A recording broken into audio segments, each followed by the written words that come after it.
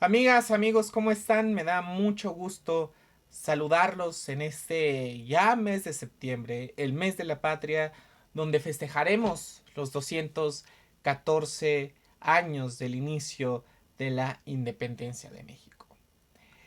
El domingo pasado estuvimos en el Zócalo de la Ciudad de México con el presidente Andrés Manuel López Obrador en su sexto y ya último informe de gobierno, en donde habló de diferentes temas relacionados con todo el historial, con todas las cosas que se han hecho en lo que fue el primer piso de la cuarta transformación del 2018 al 2024.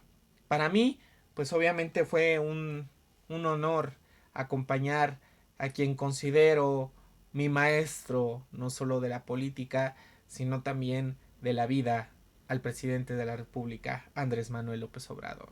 Me dio mucho gusto compartir con él y con todo el pueblo de México reunido en la plaza pública más importante de México, el Zócalo de la capital mexicana.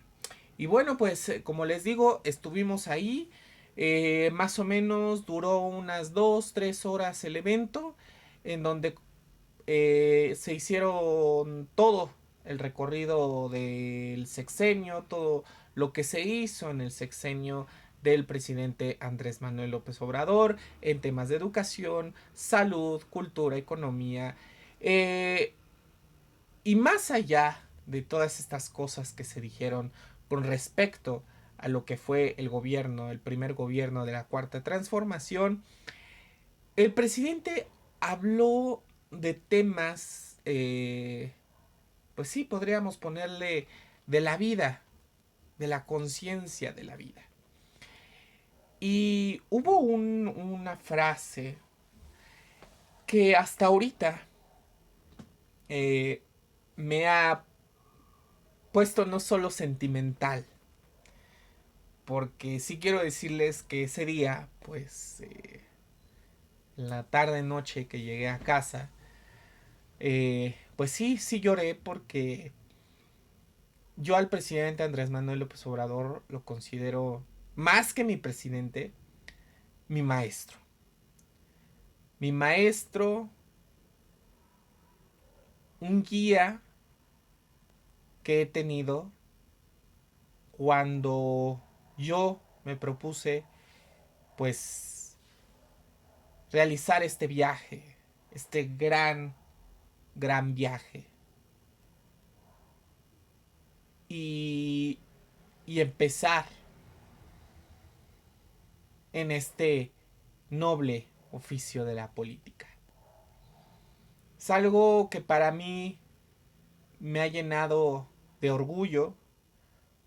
Como les digo, no solo el trabajar, el colaborar con uno de los mejores presidentes que ha tenido este país, en la historia de este país, sino también que él, Andrés Manuel López Obrador, se ha convertido para mí una persona muy importante en mi vida. Como les digo, es mi maestro, es mi guía en este noble oficio de la política, porque no estudié ciencias políticas. Hubiera querido estudiar ciencias políticas, por supuesto que sí, estudié ciencias de la comunicación, pero como siempre he dicho, en todos estos años que he estado colaborando en Palacio Nacional con el presidente López Obrador, me he dado cuenta que a veces quienes estudiaron en ciencias políticas no comprenden hasta cierto punto cuál es la misión de este noble oficio de la política. Y yo creo que, eh, como él mencionó, no nada más son los títulos, no nada más es haber estudiado una licenciatura en ciencias políticas, una licenciatura en derecho. Y digo, mis respetos para toda esa gente que durante 4 años de su vida estuvo pues llenándose de conocimiento en las ciencias políticas, en el derecho, en las leyes. Todo mi respeto y mi cariño para ellos. Pero no nada más es lo técnico. No nada más es el sentido técnico de estas dos ciencias. Sino va más allá la política. La política es un noble oficio que se tiene que hacer no nada más con la mente, sino se tiene que hacer con el corazón.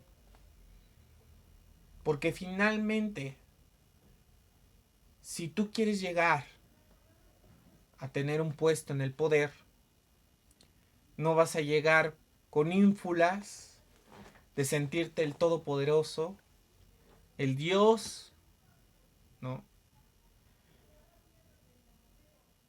Y muy importante esto, la política no es un negocio. La política no es un negocio donde tú te puedes hacer rico, tener miles de pesos en tu cuenta. Y sí, hay muchos políticos que han hecho eso, por supuesto que sí. Pero va más allá, ¿no? Yo les he comentado en muchas ocasiones a la gente que he tenido la oportunidad de compartirles mis pensamientos, mis metas de vida, que yo, Luis Ángel Beltrán Espejel, en algún momento de la vida quiero ser presidente municipal de Ecatepec y gobernador del Estado de México. Y ustedes me dirán, ¿por qué quieres ser presidente municipal y gobernador del Estado de México? Bueno, mi misión en esta vida, creo yo, que es darle a toda la población bienestar, justicia, para todas y para todos. Durante todos estos años he visto muchísimas cosas aquí en mi municipio. Yo vivo en Ecatepec, soy orgullosamente de Ecatepec. No nací aquí porque pues mis padres no tuvieron la posibilidad de traerme a este mundo aquí en Ecatepec.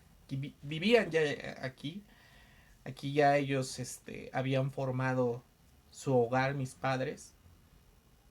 Pero pues desafortunadamente no nací en cuna de oro.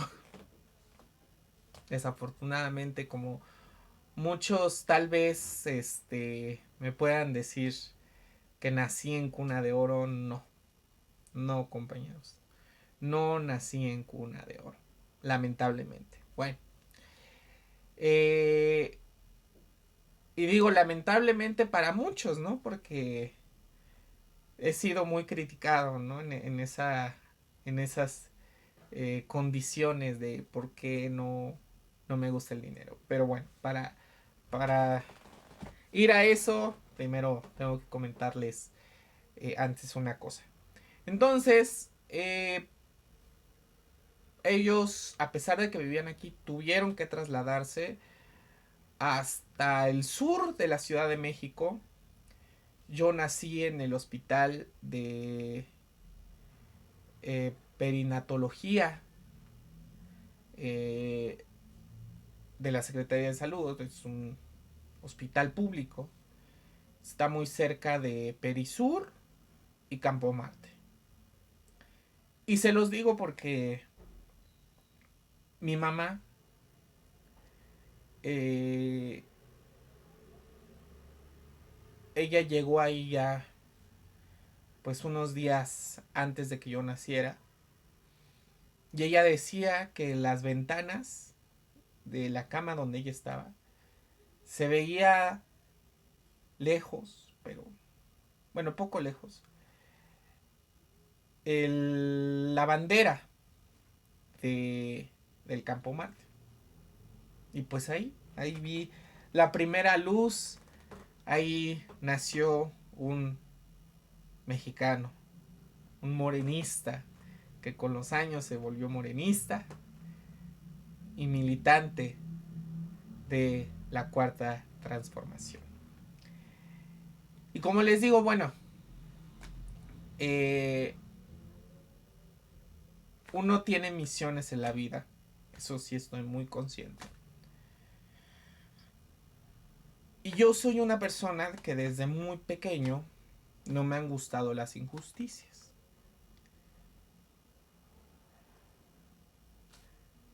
Me dediqué a otras cosas sin saber que al final pues iba a estar en este noble oficio de la política. Porque siempre creo que todos debemos de tener justicia. Los pobres y los ricos. Todos finalmente somos mexicanos y debemos de tener justicia. Y aquí en Ecatepec, donde días después me trajeron, después de haber nacido en ese hospital público del sur de la Ciudad de México, en la Miguel Hidalgo, crecí viendo muchas cosas terribles, muy fuertes, que con los años empezaba a pensar, ¿por qué no hay justicia aquí en Ecatepec? Empezando desde aquí. Porque yo viví los sexenios, bueno, en los primeros años de vida de Cedillo, de Fox, de Calderón y de Peña Nieto. Fueron esos sexenios, y bueno, pues del presidente López Obrador también, ya en este último. Y todos estos sexenios vi muchas cosas, como les digo, muchas injusticias. Tal vez hay todavía injusticias que, como he dicho, y es algo que yo he puesto de meta, que si en algún momento llegase a la presidencia municipal de Ecatepec, combatiría esas injusticias. Empezando primeramente por la inseguridad. La terrible inseguridad que se ha formado con los años aquí en Ecatepec. Que la gente puede salir más tranquila. De noche, de madrugada, en la mañana, en la tarde. Que no viva con ese miedo. Y yo he sentido ese miedo. ¿Por qué tendríamos que vivir con ese miedo? Uno. Dos, la terrible falta de agua. Y tres, la educación. Esos tres factores importantes para que Ecatepec vuelva a ser un nuevo municipio. Resurgir que Catepec resurja. Esa es mi misión. Pero bueno, no me quiero adelantar a hacer una campaña, a decir cosas, porque finalmente ahorita no tengo las posibilidades para decirlas. Y tampoco para, pues, violar la ley ni nada. En su momento, si llego a ser candidato, las conocerán completamente. Pero bueno. Entonces he sido muy criticado porque yo, si quiero llegar a un puesto de gobierno, como ser presidente municipal de Catepec o gobernador del Estado de México, muchos me han dicho, bueno, ¿por qué quieres ser eso y no ganar bien? No tener miles de pesos en tu cuenta como muchos de los gobernadores o muchos de los presidentes municipales lo tienen. Camionetas, carros, gente a su servicio. Y yo les he dicho, jamás en la vida voy a hacer eso. ¿Por qué? Porque para mí lo más importante son mis ideales, mis principios y mis valores. Y mi maestro, el presidente Andrés Manuel López Obrador, me ha enseñado a que el dinero no es un dios. Y por eso yo me he propuesto que si yo llegase a un puesto de poder, me quitaría el sueldo de los 100,000 pesos. Jamás yo tendría un sueldo de ese tipo. Ni lujos, ni nada. Si yo voy a gobernar, es primeramente porque me eligió el pueblo. Me eligió para una cosa: darle bienestar, ver por ellos.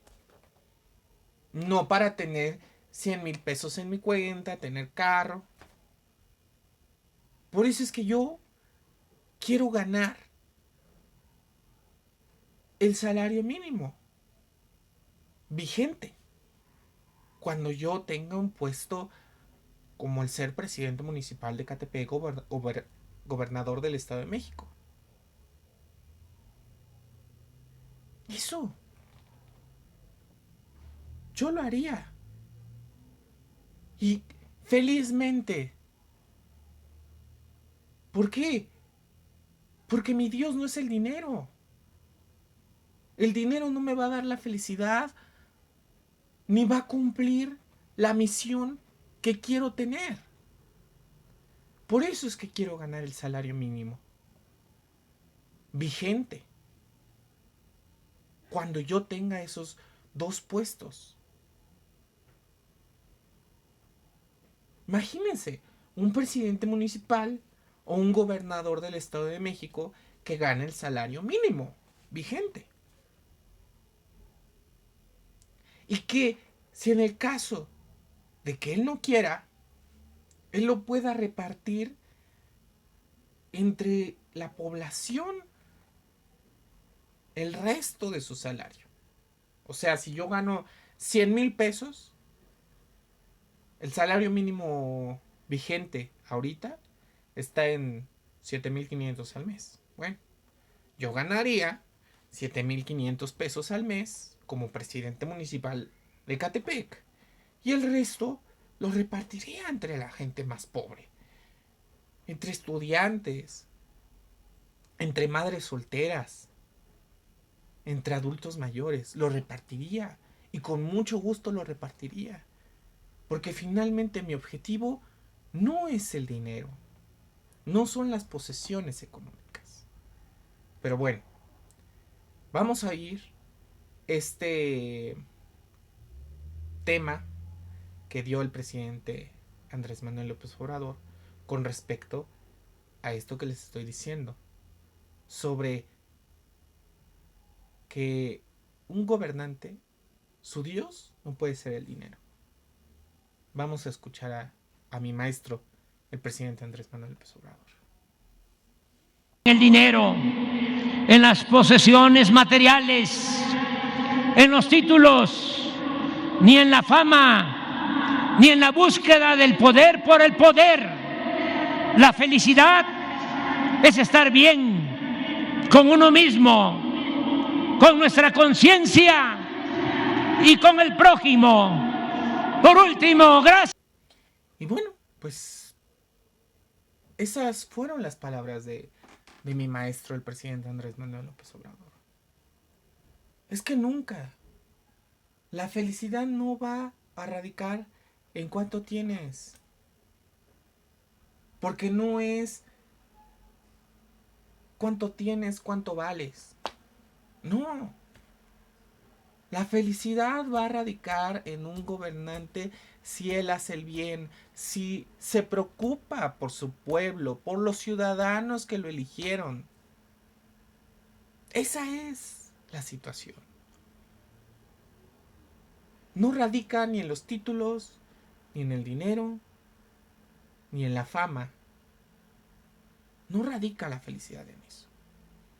Entonces, tengamos conciencia de lo que de verdad es la política. A mis amigos que estudiaron la licenciatura en ciencias políticas, a mis amigos y amigas que estudiaron la licenciatura en derecho, eso es lo que tenemos que aprender. A que el dinero no va a radicar en nuestra felicidad si queremos dedicarnos a construir nuestro futuro y llegar a un puesto en el poder. Pero bueno, vamos a platicar de otros temas, sobre todo de un tema muy importante, que es la reforma al Poder Judicial. Esto ya lo estuvimos hablando en el otro video que hicimos hace como una semana. Habíamos dicho que íbamos a hablar de 4 puntos divididos 2 y 2 en 2 videos. Y ahorita vamos con el tercer punto de esta reforma. Es importante hablar de esta reforma porque ha sido un tema muy discutido a nivel nacional. Ya empezó a sesionar el Congreso de la Unión, la Cámara de Diputados, el Senado de la República, ya empezaron la 66ª legislatura. A partir del 1 de septiembre que se entregó el último informe de gobierno por la secretaria de Gobernación, Luisa María Alcalde. Entonces, a partir del 1 de septiembre se empezó ya a dar inicio a los trabajos para aprobar la reforma. Este martes 3 de septiembre hubo protestas en el Congreso de la Unión, en la Cámara de Diputados. Se estuvieron los trabajadores del Poder Judicial, estudiantes de derecho, vamos a ponerle así porque pues no sabemos si en realidad son estudiantes, son gente pagada. ¿Qué digo? No estaría muy descabellado pensar que es gente pagada por el PRIAN, por los conservadores, ¿no? Bueno, dejémoslo como estudiantes de derecho de diferentes escuelas. Fueron a la Cámara de Diputados, cerraron las puertas, nadie pudo pasar, ningún diputado, para empezar a sesionar, empezar la discusión para finalmente la aprobación de la reforma al Poder Judicial. Esto se dio este martes 3 de septiembre en las instalaciones de la Cámara de Diputados. Se fueron los legisladores de nuestro movimiento, Morena, Partido del Trabajo y Partido Verde, al Deportivo Michuca.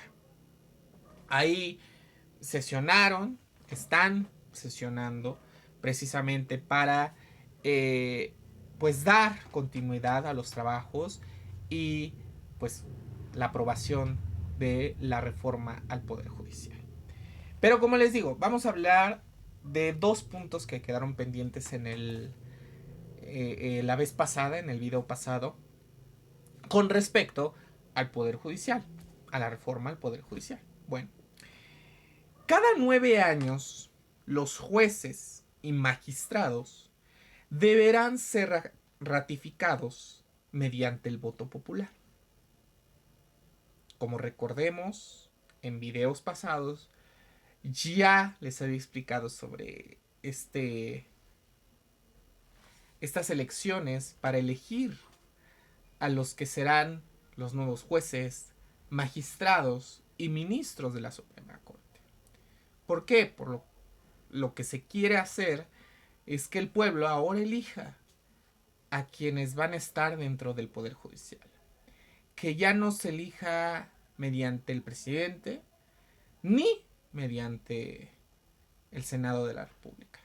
Ahora será el pueblo de México que elija a sus ministros, jueces y magistrados de la Suprema Corte de Justicia de la Nación.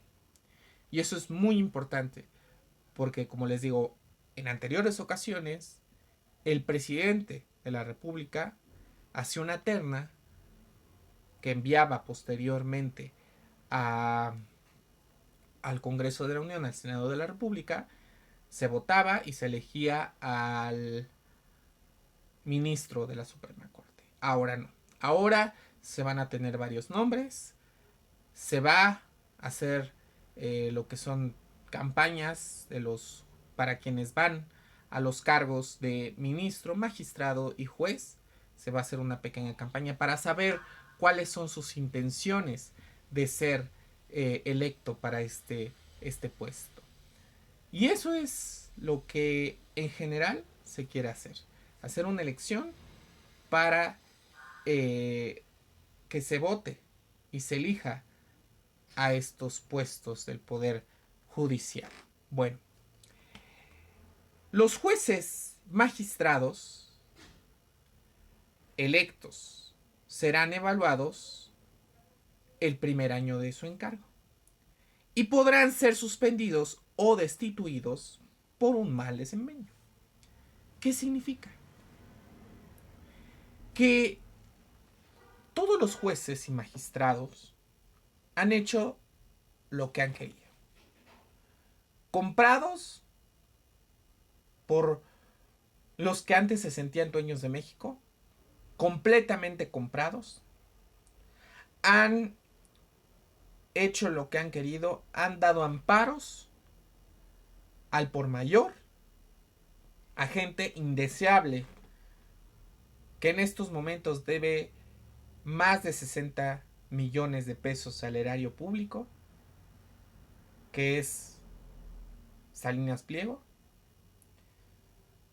Han dado amparos y amparos y amparos al por mayor. Como les digo, a gente indeseable, gente corrupta. Entonces, ¿qué se quiere hacer con esto? Evaluarlos, saber qué están haciendo, a quién les están dando ese tipo de amparos. Si en realidad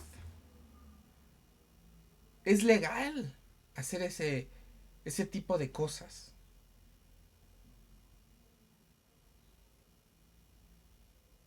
O están usando la Constitución a favor de estos corruptos.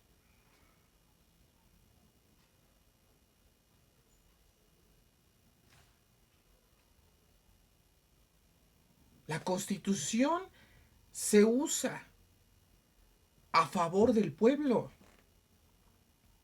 no a favor de corruptos.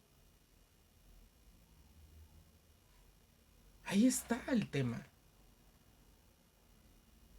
No es la primera vez que han hecho este tipo de cosas. Principalmente orquestados por la presidenta ministra de la Suprema Corte de Justicia de la Nación, Norma Piña. La piña podrida. Como en el caso de que le liberaron las cuentas congeladas de la esposa de Genaro García Luna. O que soltaron a Rosario Robles. Rosario Robles, que fue una de las que estaba en la estafa maestra. Entonces, están usando la Constitución para salvar a corruptos y no para salvar al pueblo. Eso es principalmente lo que se quiere hacer. Lo que se quiere hacer es que jueces y magistrados se evalúen por su desempeño. Se evalúen para que hagan el bien, para que ayuden a la gente, para que le den justicia al pueblo, no para que defiendan a corruptos y a malvivientes. Eso es lo que se quiere hacer. Y también obligación de dar aviso y justificar demoras procesales ante el Tribunal de Disciplina con posibilidad de sanción. Como les digo, han querido que el pueblo se espere hasta que los señores den una resolución. O sea, puede pasar 1 año, 2 años, 3 años, 4 años, 10 años. Y los señores no pueden dar una solución al problema. ¿Por qué? Porque se les da la gana. Porque según se justifican con que tienen mucho trabajo.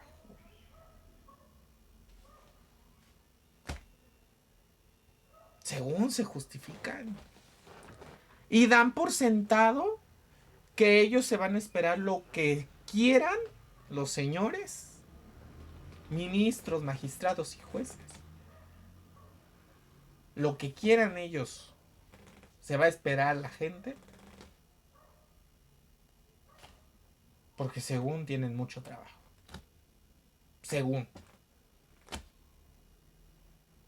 Entonces, ahora sí va a haber alguien que les diga, a ver, ministro, juez, magistrado, ¿por qué te estás tardando? ¿Cuál es el problema? ¿Por qué no sale una resolución?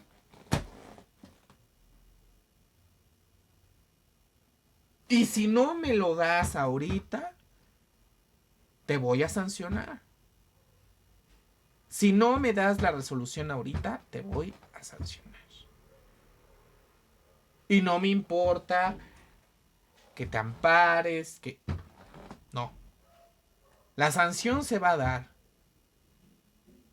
Porque tú no me estás justificando por qué el procedimiento legal se está parando. O cuáles son los obstáculos para que se dé una resolución. Entonces, por fin ya alguien va a tener el sartén por el mango y les va a decir a estos, oye, ¿qué pasó con la resolución? La gente está esperando. ¡Ah! Pero no fuera Salinas Pliego. O no fuera uno de la cúpula. Claudio X González. No fuera. A querer un amparo. Les digo a Salinas Pliego a querer un amparo para que no pague los 60 millones de pesos que debe al SAT. No fueran ellos, porque no. Miren, así dan el amparo. Pero no fuera alguien del pueblo. No fuera alguien de nosotros. Porque ahí sí se pueden tardar las enormidades. 10 años pasan y la resolución hasta 10 años después la pueden dar. Entonces, eso es la evaluación del desempeño permanente, uno de los puntos que va a tener esta reforma.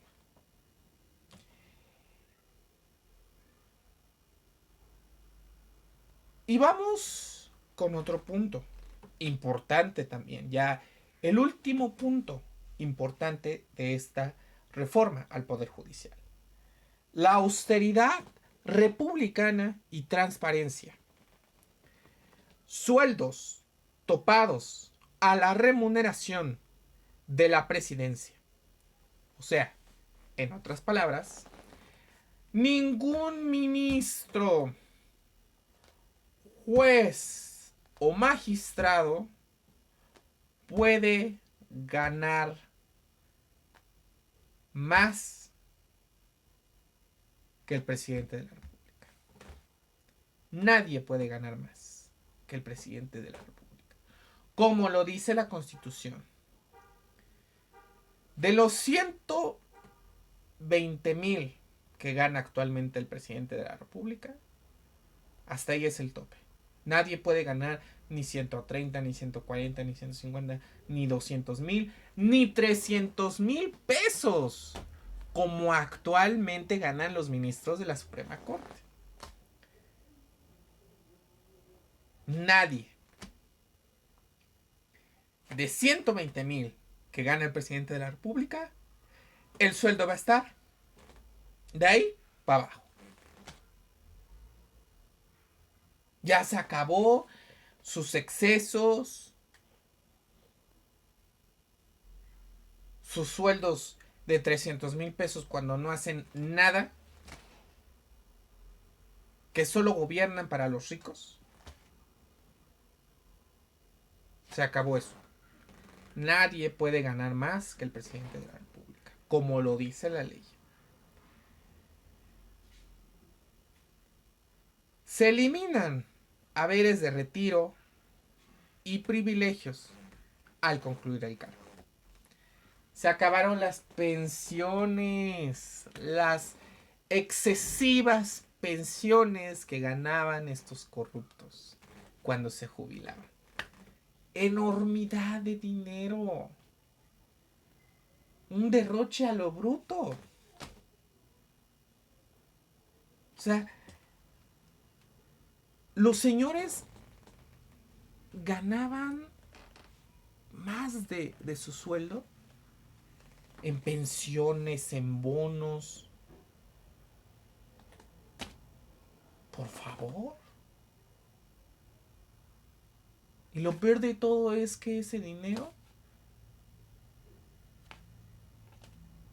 ¿para qué? Si defendían a puros corruptos. Eso es. Se acabaron los bonos.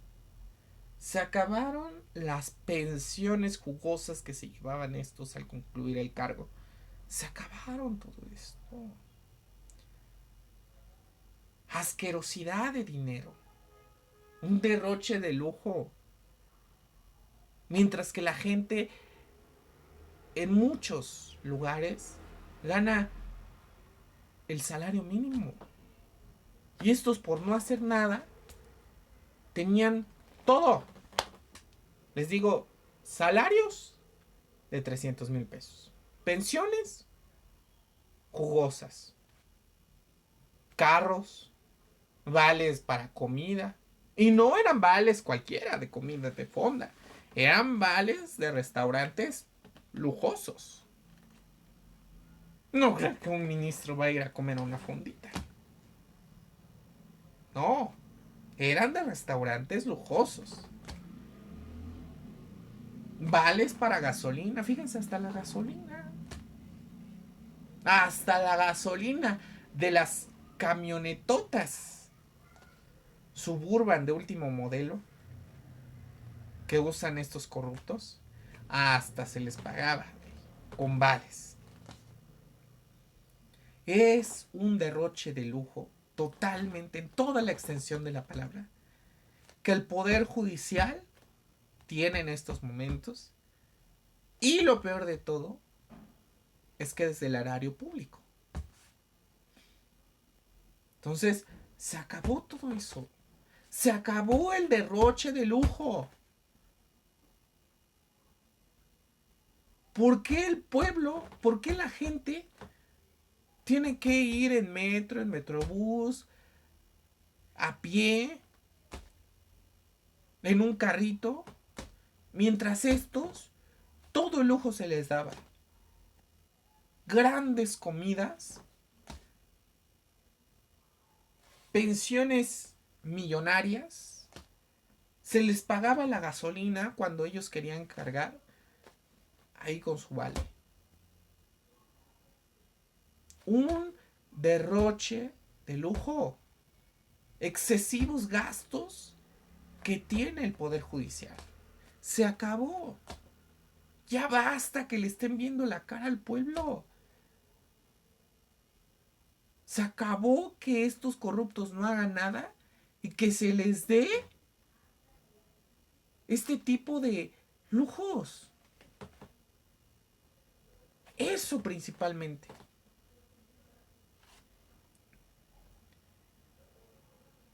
Y se eliminan fideicomisos que deben reintegrarse para implementar la reforma y garantizar que los presupuestos de egresos de cada año contemplen todos los derechos adquiridos de los trabajadores. Esa es la situación. Los trabajadores del Poder Judicial en estos momentos están manifestando porque no quieren que estos lujos se terminen. Porque no nada más es el ministro. Son magistrados, jueces, secretarios que tienen todos estos lujitos. Ya basta. Basta que se les estén dando estos lujos. Cuando estos nada más salvan a puro corrupto. A puro malviviente. Ya basta. De verdad. El pueblo está cansado.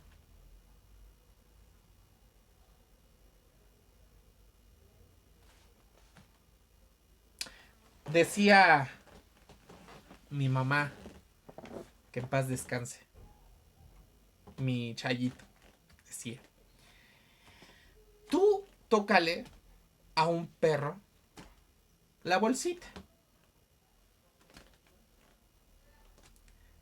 Tócale al perro la bolsita. Y verás cómo se pone. Eso está pasando con los trabajadores del Poder Judicial. Ya no van a tener estos lujos. Ya no van a tener el compadrazgo para subir a los puestos. Eso es lo que están enojados estos señores del Poder Judicial. Y es el ejemplo que le estoy dando. Tóquele la bolsita y van a ver cómo se ponen. Digo, no vayan a decir, es que nos están comparando con perros sin... No. No se están comparando, no los estoy comparando con un perro. Les estoy poniendo este ejemplo de tóquenle la bolsita a un perro. Ejemplo que me decía luego mamá. Porque así, de esa forma tan agresiva, se ponen los perros. Y ustedes se están poniendo de una forma agresiva. En donde ahorita están tapando el Congreso de la Unión para que no sesionen los diputados y se apruebe la reforma. Porque saben que al terminarse estos lujos, se termina la vida de excesos que tenían. La vida buena que tenían. Eso es. Entonces, ni modo. El pueblo ya se cansó. Y el pueblo, por eso, el 2 de junio, votó por la cuarta transformación. Para que se hagan este tipo de cosas. Se terminen lujos. Se terminen excesos. Ya no más. El pueblo quiere justicia. Y justicia va a tener. Y eso va a estar a cargo de todos los legisladores de Morena, PT y Verde en las próximas sesiones, en los próximos días, que van a estar discutiendo para aprobar la reforma al Poder Judicial.